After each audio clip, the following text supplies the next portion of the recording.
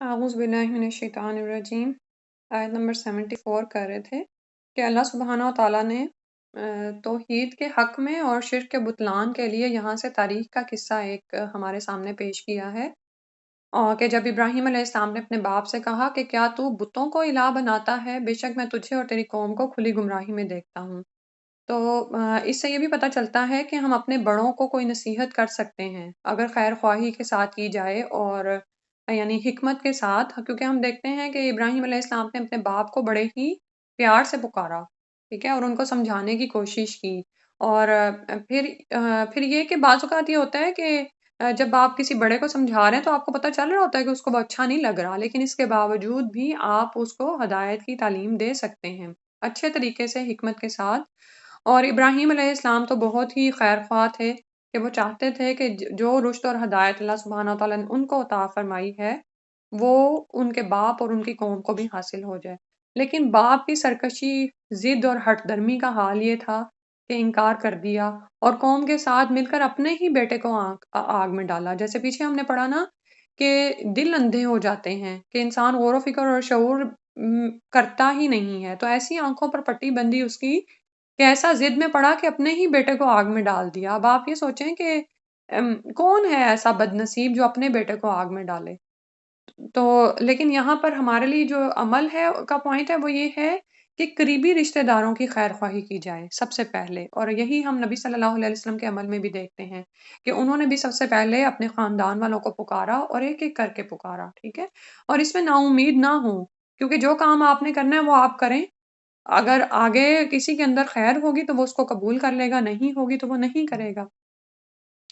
اور پھر یہ کہ انی اراکا و قوما کا فی ضلال مبین، کہ میں تجھے اور تیری قوم کو کھلی گمراہی میں دیکھتا ہوں، یعنی یہ ایک ایسی گمراہی ہے جو تمہیں انجام کار بری جگہ پر لے جائے گی، اور یہ تو سیدھا ہدایت کا راستہ ہے ہی نہیں۔ تو کہنا وہ یہ چاہ رہے تھے کہ جو ہدایت کا راستہ اللہ نے مجھے دکھایا ہے، مجھ پر خاص احسان کیا، تم اس کو قبول کر لو۔ پھر فرمایا وَكَذَلِكَ، اور کس اسی وقت طرح، ویٹ کر رہے ہیں؟ سوری سسٹر، کس وقت ویٹ کر رہے ہیں؟ اعوذ باللہ من الشیطان الرجیم، آیت 75، وَكَذَلِكَ نُرِي ابراہیم، اور اسی طرح دکھائیں ہم نے ابراہیم علیہ السلام کو ملکوت السماوات والارض، آسمانوں اور زمین کی بادشاہت، وَلِيَكُونَ، اور تاکہ وہ ہو جائے من الموقنین، یقین کرنے والوں میں سے۔ تو اللہ سبحانہ و تعالیٰ کا خاص احسان ہے کہ اللہ سبحانہ و تعالیٰ نے ابراہیم علیہ السلام کو چنا، ان کو توحید کا راستہ دکھایا، اور اللہ تعالیٰ نے ان پر خاص احسان کیا کہ ان کو ملکوت السماوات والارض دکھائیں۔ ملکوت جو ہے نا، اس میں تا جو ہے مبالغے کی ہے، ٹھیک ہے، کیونکہ یہ جو عرب تھے نا، عربوں کا خاص انداز ہے نا جس میں قرآن اترا ہے، تو رہبت کو رہبوت کہتے تھے وہ، رحمت کو رحموت، یعنی اس کو بہت زیادہ اعلیٰ درجے پر شو کرنے کے لیے۔ تو ابراہیم علیہ السلام کو اللہ سبحانہ و تعالیٰ نے بہت بڑی بادشاہت آسمان و زمین کی دکھائیں، یعنی ایک مفہوم یہ ہے اس کا کہ ان کے لیے آسمان و زمین کے دروازے کھول دیے گئے کہ وہ اس کے پرے دیکھ سکتے تھے، سبحان اللہ، یعنی وہ چیزیں جو عام لوگوں کو نظر نہیں آتی وہ ان کو دکھائیں۔ واللہ عالم وہ کیا کیا تھا، لیکن انبیاء کے بارے میں ہم یہ جانتے ہیں کہ ان کے لیے غیب کے کچھ پردے ہٹا دیے جاتے ہیں، جیسے کہ رسول صلی اللہ علیہ وسلم نے جنت اور دوزخ کو دیکھا، کچھ لوگوں کو عذاب ہوتے دیکھا، قبر کے معاملات بھی دکھائے گئے، تو وہ ولی یقون من الموقنین، تاکہ یقین کرنے والوں میں سے ہو جائے۔ تو یقین کرنے والے تو ابراہیم علیہ السلام پہلے ہی تھے، لیکن دراصل ان کے یقین میں مکمل، یعنی جیسے اضافہ کیا گیا نا کہ میں اور بڑھا دیا گیا، اور پھر وہ تمام یقین کرنے والے جو کہ قیامت سے انتہا تک ہوں گے، یعنی سوری روز اول سے لے کر قیامت تک آئیں گے، ان میں وہ شامل ہو جائیں، ٹھیک ہے۔ اور اسی طرح ملکوت سے کچھ لوگوں نے اس سے مراد یہ لی کہ قدرت کی نشانیاں ہیں، یعنی انہوں نے غور و فکر کیا، جس کی مثال ہمیں اگلے واقعے میں نظر آتی ہے، اور اس سے انہوں نے معرفت الہی حاصل کر لیا، ٹھیک ہے۔ اور یعنی اس میں یہ بات نہیں ہے کہ یعنی اس میں بعض اوقات کیا ہوتا ہے کہ کچھ بچے ہیں نا، وہ کہتے ہیں نہیں اچھا ان کو تو یہ بھی تھا پتا اور ان کو یہ بھی نظر آ گیا تو وہ ان کے لیے ایمان لانا آسان تھا۔ تو اس دوسرے مفہوم سے ہمیں کیا پتا چل رہا ہے؟ قدرت کی نشانیاں تو ہم سب کے سامنے ہیں، کچھ لوگ اندھے بہرے گونگے گزرتے چلے جاتے ہیں، روز ایک جگہ سے گاڑی گزرتی ہے، ہم کبھی غور و فکر نہیں کرتے کہ ساتھ کے میدان میں نظر کریں کہ کس طرح کچھ عرصے پہلے یہاں پر ہریالی تھی اور اب یہاں پر آہستہ آہستہ کیسے فال آ رہی ہے اور پھر بالکل مردہ ہو جائے گی زمین. تو یہی انسانی زندگی کا معاملہ ہے. اور پھر اسی طرح ہمارے نفس میں کتنی ہی نشانیاں ہیں. کبھی ہم کتنے چست اور حشاش بشاش صبح کرتے ہیں اور کبھی ہم بڑے مزہمل ہوتے ہیں. ایسا کیوں ہوتا ہے؟ حالانکہ جسمانی اعتبار سے ہم بالکل فٹ ہوتے ہیں. تو یقیناً ہمارے اندر کچھ ایسی نشانیاں ہیں، کچھ روح کے اثرات ہیں اور کوئی ایسی غیر مرئی چیزیں ہیں جو کہ سب کچھ چل رہا ہوتا ہے. تو قدرت کی نشانیاں تو ہمارے سامنے ہیں لیکن ہم ان میں غور و فکر نہیں کرتے. تو یہی وہ ملکوت تھے آسمان اور زمین کے کہ اللہ سبحانہ تعالیٰ نے وہ دکھائے اپنے خلیل کو، ابراہیم علیہ السلام کو. اور جو شخص خیر کی طلب رکھتا ہے نا، جس کے اندر یہ سب کچھ ہوتا ہے، اللہ تعالیٰ اس کو ضرور یہ دکھا دیتے ہیں. آپ ایک دفعہ ثابت قدم ہو کر اگر اللہ کے ایک حکم پر عمل کرتے ہیں نا، تو ایسی خیر و برکت کے دروازے کھلتے ہیں کہ ایمان مضبوط ہو جاتا ہے. اور وہ ایمان کی مضبوطی آپ کو مزید آگے مزید عمل کرنے پر ابھارتی ہے. اور پھر وہ عمل میں جب آپ کرتے ہیں اور مزید برکتیں اور رحمتیں دیکھتے ہیں تو پھر اسی طرح ایمان اور بڑھتا ہے اور یہ سلسلہ چلتا چلا جاتا ہے. حتیٰ کہ انسان کیا ہے، اوپر کی مدارج طے کرتا چلا جاتا ہے. تو ابراہیم علیہ السلام نے معرفت الہی کو پا لیا. حالانکہ پورا معاشرہ کیا ہے، گمراہ ہے، بتوں کی عبادت ہو رہی ہے. اپنے گھر میں جو ہے اتنا بڑا گڑھ ہے بتوں کی عبادت کا، ہاتھوں سے تراشے جا رہے ہیں، ان کے آگے گھٹنے ٹیکے جا رہے ہیں. اور یہاں پر میں آپ کو نا ایک اسائنمنٹ، چاہے آپ جو یعنی کرنا چاہیں، جو بھی آپ کی یومیہ جہاں سے بھی آپ قرآن کو پڑھتے ہیں، تو اس میں آپ یہ دیکھیں کہ زمین اور آسمان کی اللہ سبحانہ وتعالیٰ نے کیا نشانیاں آپ کو بتائی ہیں. ٹھیک ہے، زمین کی الگ سے آئیں گی، آسمان کی الگ سے آئیں گی. ابھی شروع میں بھی جیسے ایک آیت میں ہم نے بات کی ہے، تو اللہ تعالیٰ کی وحدانیت اور اس کی قدرت کا یقین آ جاتا ہے. تو ہر چیز کی گہرائی کا علم جو ہے نا، وہ انسان کو پھر کیا دیتا ہے کہ معرفت اور شعور دیتا ہے. اللہ تعالیٰ کی معرفت عطا کرتا ہے. تو باقی ساری قوم اندھیرے میں ہے. یہ سب کچھ ابراہیم علیہ السلام کو دکھایا جا رہا ہے کہ ان کے یقین میں اور اضافہ ہو جائے. تو آج بھی کوئی اگر ایسا ہی عمل کرے تو وہ بھی موقنین میں سے ہو جائے گا. اس کو بھی اللہ سبحانہ و تعالیٰ دکھائیں گے اور اس کا یقین بڑھا دیں گے. پھر فرمایا فلما جنہ، پھر جب طاری ہو گیا. جن جو ہے نا چھپی ہوئی چیز کے لیے یعنی آتا ہے نا، جیسے جن ہے. الجنہ کو بھی جنہ اس لیے کہتے ہیں کہ وہ بھی جو ہے نا، اس کی زمین بھی درختوں سے ڈھانک دی گئی ہے. ٹھیک ہے، تو جب چھا گیا اس پر اللیل، رات، رآ اس نے دیکھا کوکبن، ایک ستارہ دیکھا. ٹھیک ہے، اب ابراہیم علیہ السلام کی ہی بات ہو رہی ہے یہاں پر کہ انہوں نے دراصل قوم سے مناظرہ بھی کیا. اور ہوا کیا کہ ایک دن انہوں نے دیکھا کہ ستارہ نکلا ہے. قالا، کہنے لگے، ھذا ربی، یہ میرا رب ہے. یعنی اور یہ دراصل وہ نہیں کہہ رہے، یہ دراصل مناظرے کی صورت میں کہہ رہے ہیں کہ یہ وہ رب ہے جس کو میری قوم پوچھتی ہے اور اس کو رب کہتی ہے. تو نہ صرف یہ کہ ہاتھوں کے بنائے ہوئے تراشے ہوئے معبودان کی عبادت کرتے تھے یہ لوگ، بلکہ اس کے علاوہ جیسے بھی میں نے قصے کہانیوں کا ذکر کیا نا کہ مذہب کے معاملے میں مختلف کہانیاں تراشی ہوئی تھیں، افطرا پردازیاں گھڑی ہوئی تھیں اور اس کے مختلف جو ماڈلز بنائے ہوئے تھے. یعنی اگر سورج ہے تو اس کو بڑا دیکھا تو اس کو سجدہ کرنا شروع ہو گیا اور اس کا ایک ماڈل بنا کے اپنے پاس رکھ دیا. یا فرعون کے دور میں بھی آپ کو پتا ہے کہ ان چیزوں کی عبادت ہوتی تھی، مظاہر فطرت کی. کیونکہ انسان کی شروع سے یہ فطرت میں رہا ہے کہ وہ اپنے سے کسی بڑی چیز کے آگے جو ہے جھکنا چاہتا ہے نا، وہ اپنے آپ کو اس کے سپرد کرنا چاہتا ہے. لیکن جب وہ عقل اور غور و فکر نہیں کرتا اور ظاہری نظر آنے والی چیز کے سامنے جھک جاتا ہے تو کبھی پھر وہ سورج کی عبادت کرتا ہے، کبھی چاند کی عبادت میں پڑتا ہے، کبھی ستاروں کی. تو یہ قوم بھی ایسے ہی آسمانی معبودوں کی عبادت میں مبتلا تھی. آسمانی معبود اس لیے کہیں گے کہ زمینی معبود بھی تھے جن کا بھی ذکر آیا ہے. کیا تھے وہ؟ جن کو یہ اپنے ہاتھوں سے تراشتے تھے. بت بت ہاں، تھے. بت وغیرہ تھے. ٹھیک ہے، اور یہ بھی ہو سکتا ہے کہ انہی آسمانی معبودوں کے جو وہ ہیں نا سیمپلز، وہ انہوں نے زمین پہ بھی رکھے ہوئے ہوں نا اس بلا.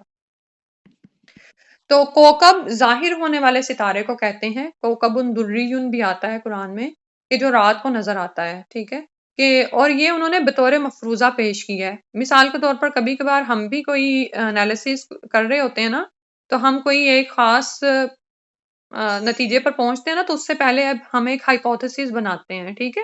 تو اب نعوذ باللہ یہ بات نہیں کہ ابراہیم علیہ السلام کہہ رہے ہیں کہ یہ میرا رب ہے، بلکہ یہ ان کی بات کو دہرا رہے ہیں کہ اچھا یہ میرا رب ہے۔ فلما، پھر جب افلا وہ چھپ گیا، قولا اس نے کہا، لا نہیں، احبو میں پسند کرتا، الافلین چھپنے والوں کو، یعنی وہ معبود ہی کیا جو چھپ جائے، کہ یعنی وہ ایک آ، وہ حالتیں بدل دے، ٹھیک ہے؟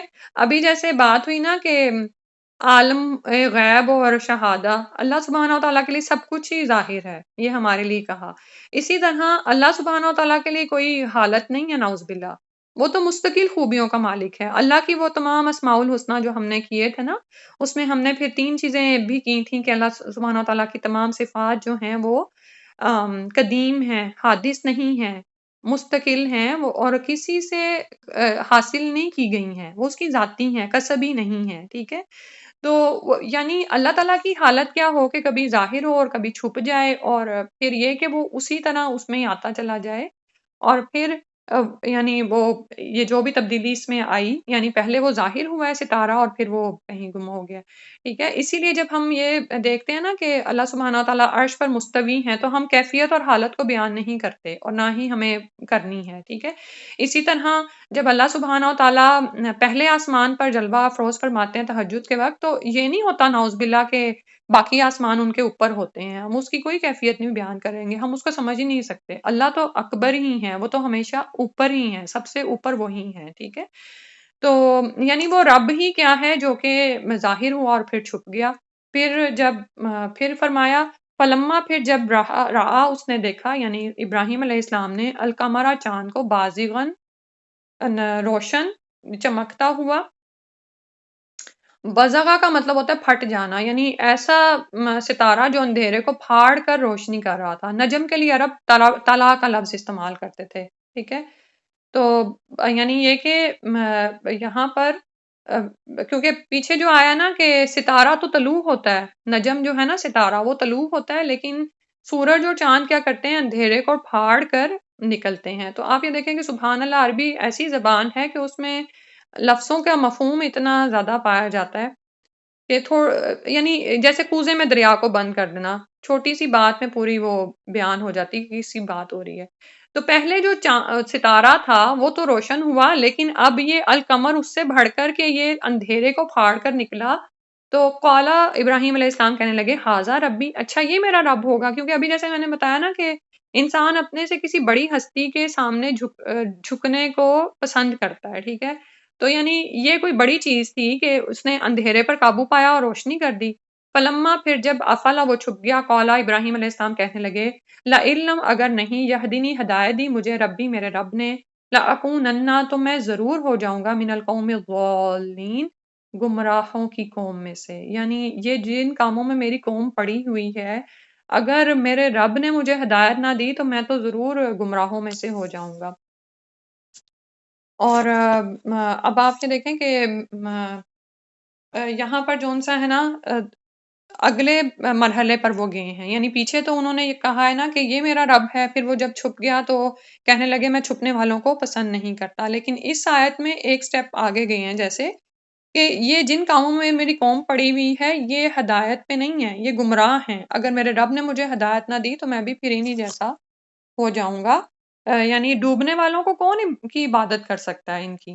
پھر فرمایا، فلما، پھر جب رآ اس نے دیکھا، الشمسا سورج کو، بازغۃً چمکتا ہوا، قالا کہا، ہاذا یہ ربی میرا رب ہے، ہاذا اکبر یہ زیادہ بڑا ہے، الشمس یعنی اب سورج کو دیکھا، سورج زیادہ بڑا، زیادہ روشن ہوتا ہے، دن کے وقت زیادہ روشنی کر دیتا ہے۔ تو اب پھر وہی ہائپوتھیسس پیش کیا کہ اچھا پھر یہ میرا رب ہے، پہلے دونوں تو چھپ گئے، کیونکہ پہلے آپ یہ دیکھیں کہ تارے نکلتے ہیں، اس کے بعد چاند نکل آتا ہے، اور اس کے بعد کیا ہوتا ہے کہ رات کے اندھیرے چھٹتے ہیں اور صبح روشن کر دیتا ہے سورج آ کے، تو یہ زیادہ بڑا ہے، تو کیا یہ میرا رب ہے؟ فلما افلت، پھر جب وہ بھی چھپ گیا، قولا کہنے لگے، یا قومی، ہے میری قوم، انی بے شک میں، بری ہوں، مما تشرکون، بے شک میں بری و ذمہ ہوں اس سے جو تم شریک کرتے ہو۔ تو یعنی یہاں پر سٹیپ بائی سٹیپ انہوں نے پورا ایک انالیسس کیا ہے کہ یعنی اب یہاں پر برات کا اظہار کر دیا ہے، ٹھیک ہے؟ یعنی آپ یہ دیکھیں کہ ایک پورا، جیسے ہم کسی چیز کا انالیسس کرتے ہیں نا، آپ میں سے کسی نے بھی ریسرچ وغیرہ کی ہو یا سائنس کی ریسرچ کی ہو یا سائیکولوجی کی یا کسی بھی چیز کی، تو اس میں آپ اسی طرح سٹیپ بائی سٹیپ موو کر رہے ہوتے ہیں۔ ایک ہائپوتھیسس آپ بناتے ہیں، اس کو اس کے لیے پروس اینڈ کونس لے کے آتے ہیں، پھر ایک چیز کو ریجیکٹ کرتے ہیں، دوسری کو لیتے ہیں، اور فائنلی ایک آپ نتیجہ لے کر آتے ہیں۔ تو بالکل اسی طرح ابراہیم علیہ السلام کا انداز ہے۔ شروع میں انہوں نے کہا ہے لا احب الافلین، پھر کہنے لگے لَئِن لَّمْ يَهْدِنِی رَبِّی لَأَکُونَنَّ مِنَ الْقَوْمِ الضَّالِّینَ، پھر آخر فرمایا کہ میں تو بھائی بری ذمہ ہوں، انی بری مما تشرکون، یہ جن چیزوں کی تم عبادت میں پڑے ہوئے ہو ان کو پوجنا تو سراسر گمراہی ہے، میں اس میں نہیں پڑنے والا، میں تو اس سے برات کا اظہار کرتا ہوں جن کو تم شریک ٹھہراتے ہو۔ اور یہ دوسروں کو سمجھانے کے لیے آپ یہ دیکھیں کہ یہ سب کچھ انہوں نے کہا ہے۔ تواضع کا انداز بھی نظر آتا ہے اور حکمت بھی سمجھ آتی ہے کہ کس طرح سے انسان دوسروں کو تبلیغ کر سکتا ہے۔ اچھا، اور یہاں پر جو سا ہے ایک جو چیز الشمس جو ہے وہ اس کے لیے بازیغتاً آیا ہے مؤنث، اور القمر کے لیے بازیغن آیا ہے، ٹھیک ہے؟ یہ یہاں پر فرق ہے، سورج کو مؤنث یہاں پہ ظاہر کیا ہے۔ پھر اس کے بعد فرمایا انی وجہ تو، اب یہ وہ نتیجہ دے دیا انہوں نے، پہلے شرک سے برات کا اظہار کیا، اس آیت میں وہ کہہ رہے ہیں بے شک میں نے تو رخ کر لیا، اپنا چہرہ کر لیا، وجہی اپنے چہرے کو، للذی واسطے اس ذات کے، فطر السماواتی والارض، جس نے آسمانوں اور زمین کو پیدا کیا۔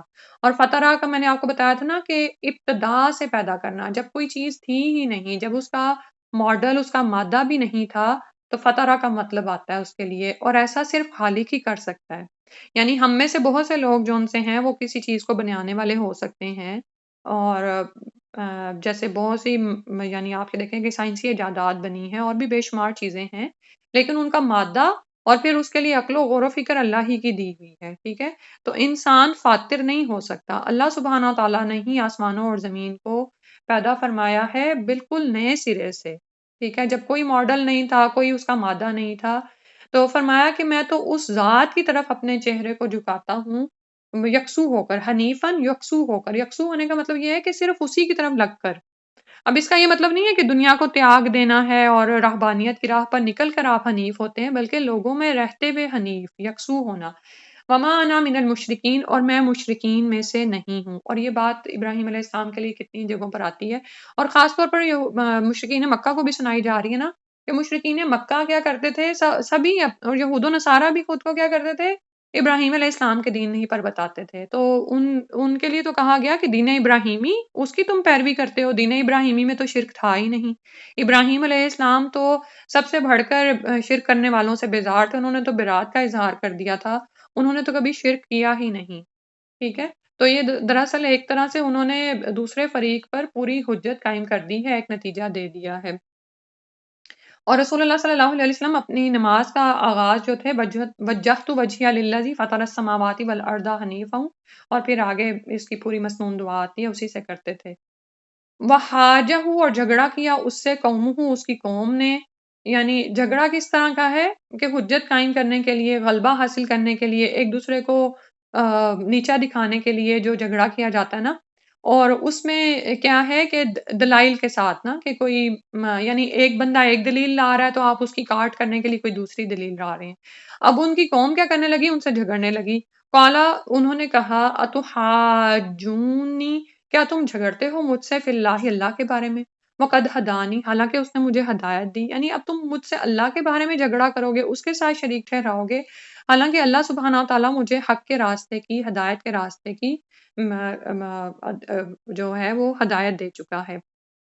تو ابراہیم علیہ السلام نے واضح دلائل پیش کیے ہیں، لیکن اس کے باوجود بھی قوم نہیں مانی اور جھگڑنے لگی۔ تو ابراہیم علیہ السلام نے کہا ولا اخاف، اور میں نہیں ڈرتا، ما تشرکون بہ، جن کو تم شریک ٹھہراتے ہو ساتھ اس کے، الا مگر ان کے، یشاء چاہے، ربی میرا رب، شیئن کچھ بھی۔ تو ابھی جیسے بات ہوئی ہے نا کہ ان بتوں کی پیروی کرنے میں یا اپنے آباء و اجداد کے راستوں پر چلنے میں نا، انسان خود کو ایک کمفرٹ زون میں محسوس کرتا ہے، اور وہ یہ سمجھتا ہے کہ اگر وہ اس سے نکل گیا نا تو پتہ نہیں بتوں کی کیا مصیبت اس کے سر پر آ پڑے گی، ٹھیک ہے؟ اب خود کو اسی طرح رکھ لینا کہ جیسے ہم جا رہے ہوتے ہیں اپنے راہ پر، اور ہم کسی حکم کی پابندی بھی کرنا شروع ہو جاتے ہیں، لیکن لوگوں کی باتیں سن کے یعنی ہم سے سنی نہیں جاتی، کہ پھر ہم کیا کرتے ہیں، پھر اس سے ڈرتے ہیں اور نکل آتے ہیں نعوذ باللہ وہاں سے۔ تو ابراہیم علیہ السلام نے فرمایا کہ میں نہیں ڈرتا، میں تمہارے بتوں کی عبادت نہیں کرتا، میں تو ان کو جھٹلاتا ہی، ان کا رد ہی کرتا ہوں، اور یہ میرا کچھ بگاڑ بھی نہیں سکتے۔ اگر میرا رب چاہے تو ہی کچھ ہو سکتا ہے۔ وسیع ربی کل شعین علما، میرا رب تو وہ ہے جس نے ہر شے کو اپنے علم کے اعتبار سے گھیرے میں لیا ہوا ہے۔ سبحان اللہ، یعنی اللہ سبحانہ و تعالیٰ کے علم میں ہر چیز ہے، کچھ بھی اس کے علم سے باہر نہیں ہے، نفع و نقصان اللہ تعالیٰ کے پاس ہے۔ تو بتوں سے کیا ڈرنا، ٹھیک ہے؟ جیسے قرآن میں ایک جگہ پر آتا ہے الا ان اولیاء اللہ لا خوف علیہم ولا هم یحزنون، کہ خبردار رہو بے شک اولیاء اللہ ہی ایسے ہیں کہ ان پر کوئی خوف نہیں ہوگا اور نہ ہی وہ غمگین ہوں گے۔ تو ابراہیم علیہ السلام نے ان کے تمام دھمکاؤں کے باوجود، یعنی یہ دیکھیں نا، اب یہ پورا الاؤ تیار کر رہے ہیں آگ کا اور سب کچھ، تو وہ ان کے بتوں سے نہیں ڈرے، انہوں نے توحید کو زائل نہیں ہونے دیا۔ بہت سے لوگ آپ یہ دیکھیں کہ آج کے دور میں شرکیہ کام چھوڑنا چاہتے ہیں، لیکن وہ جو بدشگونی اور اومنز اس طرح دل کے اندر بیٹھے ہوتے ہیں، یا پتہ نہیں شاید گڑ جاتے ہیں، کس طرح ماحول کا اثر ہے ایسا کہ انہیں یہ لگتا ہے کہ اگر ہم نے اس راہ کو چھوڑ دیا تو پتہ نہیں یہ معبودان باطل ہمارے ساتھ کیا کر گزریں گے، ٹھیک ہے؟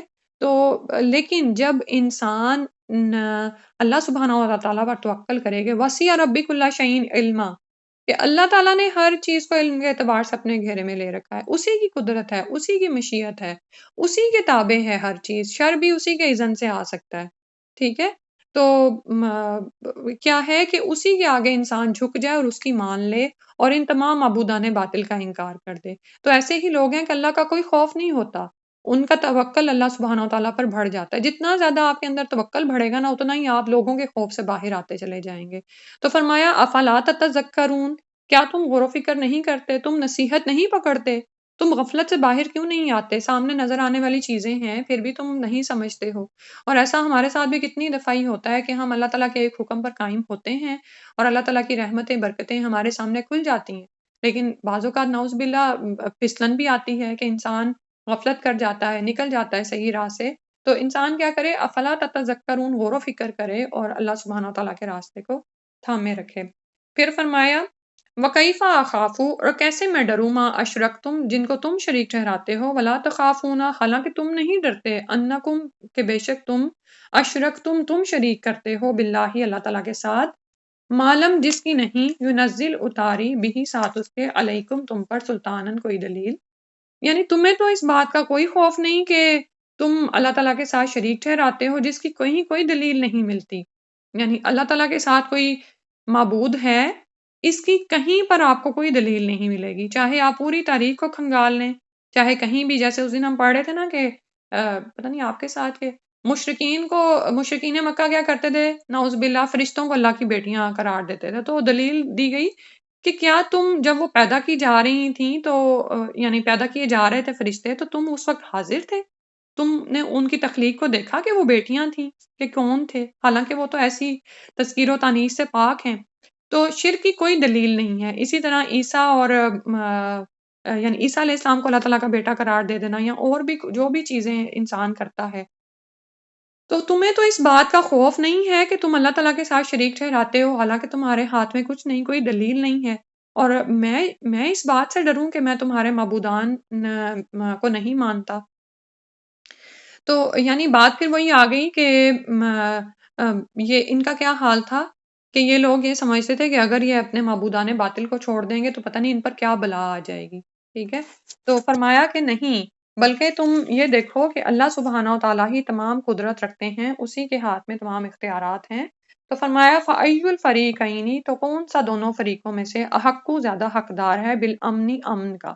امن کا مطلب ہے کہ کون بے خوف ہو کے رہے، کون چین سے رہے، جیسے ابھی کہا نا کہ بے شک اللہ کے ولیوں پر کوئی خوف نہیں ہوتا، ٹھیک ہے؟ جو شخص حق پر ہوتا ہے نا وہ نہیں ڈرتا، جس کے پاس ایک دلیل ہوتی ہے نا کہ میں دلیل کے ساتھ اس بات پر قائم ہوں، تو اسے اپنوں کی بھی باتیں بری نہیں لگتی، وہ کہتا ہے اچھا کہہ لیں، جو بھی کہتے ہیں کہتے رہیں۔ امن تو وہ سیدھی ہدایت کی راہ پر ہی ہے، ٹھیک ہے؟ اور یہ امن جو ہے نہ صرف دنیا میں ہے بلکہ یہ آخرت میں بھی ہے، ٹھیک ہے؟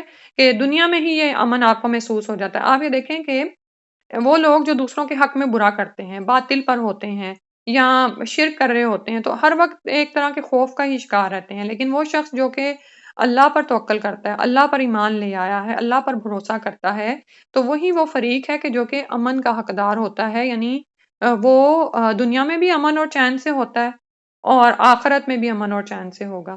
یعنی یہ نہیں ہوتا کہ ایسے لوگوں کی زندگی میں کوئی تنگیاں، تکالیف، مشکلات نہیں آتی، آتی ہیں، لیکن ان کے دلوں کے اندر ایک سکون اور اطمینان ہوتا ہے کہ ہمارا رب ہے نا، ہم رب کی اطاعت کرتے ہیں، حتیٰ کہ اگر ان سے کوئی غلطی بھی ہو جاتی ہے تو وہ اپنے رب کی طرف ہی جھکتے ہیں، اسی کی طرف جاتے ہیں اور اس سے پورے امید اور لو لگاتے ہیں کہ وہ معاف کر دے گا۔ ان کنتم تعلمون، اگر تم علم رکھتے ہو، یعنی اگر ان دونوں فریقوں کو بھی دیکھا جائے، اب یہاں پر دراصل مومنین کی اور موحدین اور مشرکین کی بات ہو رہی ہے، یعنی ایک طرف مومن ہیں جو وحدانیت پر قائم ہے اور دوسری طرف مشرکین ہیں، اور پھر یہ بھی ہو سکتا ہے ان فریقین سے مراد، جیسے پہلے بھی میں نے کہا نا، ازل سے لے کر ابد تک آنے والے لوگ شامل کر لیں، یعنی ایک حق کا گروپ ہے، فریق ہے۔ فریق کا مطلب ہوتا ہے کہ یعنی جو اپنی صفات کی وجہ سے دوسرے سے ممتاز ہو جائے، یعنی ایک وہ لوگ ہیں جو کہ اللہ تعالیٰ کی اطاعت کرنے والی مخلوق ہے، اور دوسری طرف کون ہے جو کہ اللہ تعالیٰ کی نافرمانی کرنے والے ہیں۔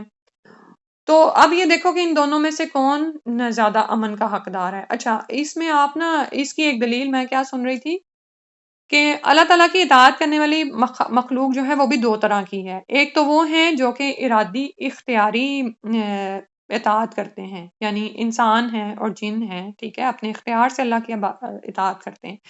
دوسری مخلوق کون سی ہے؟ ساری مخلوقات جو بھی باقی ہیں وہ بلا ارادہ ان بلڈ ہیں کہ وہ اللہ تعالیٰ کی اطاعت کی فرما برداری کرتے ہیں۔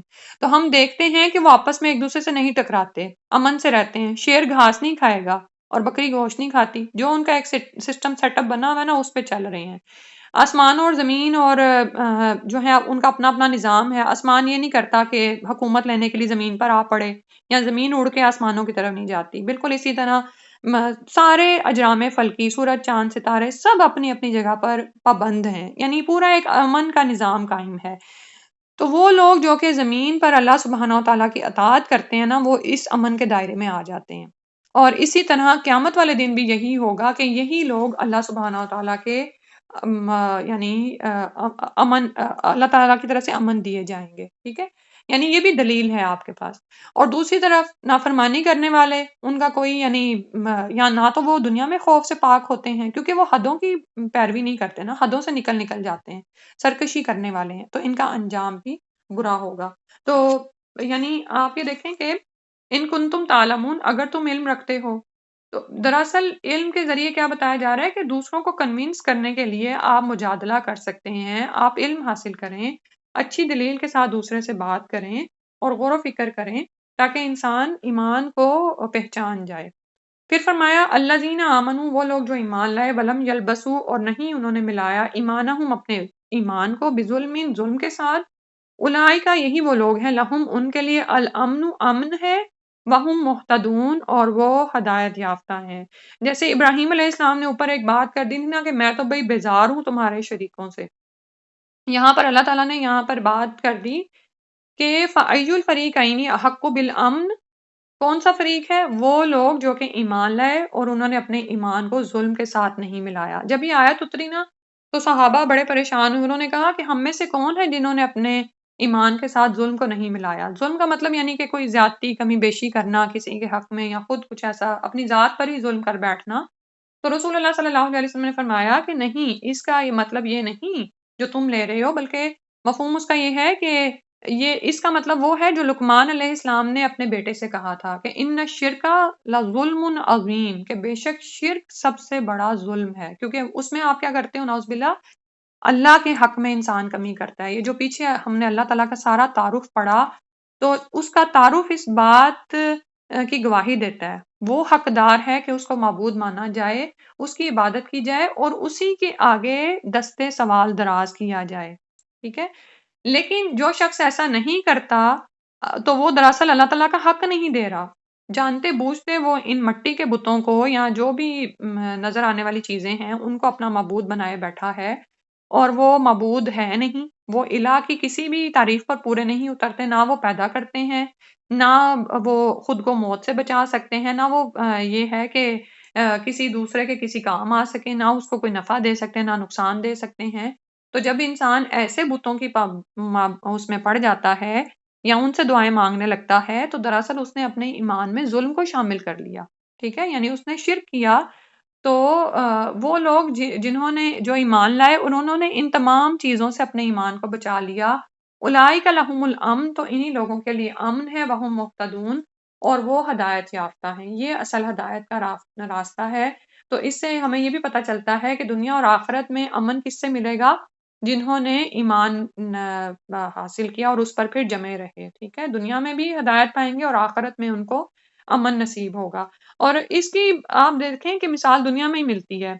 کوئی چور ہے، کوئی ڈاکو ہے، کوئی زانی ہے، کوئی اللہ تعالیٰ کی حدوں کو پامال کر رہا ہے، کوئی ظالم متکبر جابر بادشاہ، ان کی زندگیاں سکون میں نہیں ہوتی، ٹھیک ہے، ضمیر کی چبھن ہے جو انہیں چین نہیں لینے دیتی، کیونکہ فسق اور فجور اور جو ہدایت ہے نا، ان دونوں کا الہام اللہ تعالیٰ نے انسان کو کر دیا ہوا ہے، ٹھیک ہے۔ انسان کو اگر دنیا میں نشانیاں نہ بھی نظر آئیں، اس کو کوئی ہدایت کی طرف نہ بھی بلائے، تو انسان کا ضمیر اس کے اندر رکھ دیا گیا ہے نا، ودیت کر دی گئی ہے اس کو۔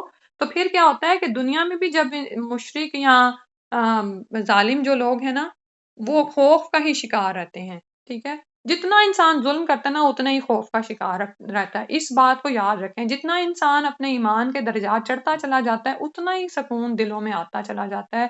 پھر آپ کا اپنا کوئی پیارا بھی آپ کو کوئی بات کہہ رہا ہوتا ہے نا، تو آپ کا دل پرسکون ہوتا ہے اور آپ اللہ سے لو لگاتے ہیں اور یہ سوچتے ہیں کہ اچھا میں اب اس بات کا کیسے حل کروں، ٹھیک ہے، یعنی آپ اس وقت بالکل بھی غصے میں نہیں آتے، مطمئن اور پرسکون ہوتے ہیں، ٹھیک ہے۔ آزمائشیں اوپر سے آتی ہیں، ٹھیک ہے۔ تو ایمان کا مطلب ہی کیا ہے کہ انسان اللہ کی ذات پر پورا بھروسہ رکھے، اس کا دل دماغ سوچ سب اللہ کی طرف متوجہ ہو جائے، اس کی چاہت سوچ پسند ناپسند سب کچھ اللہ کے رضا کے مطابق ہو۔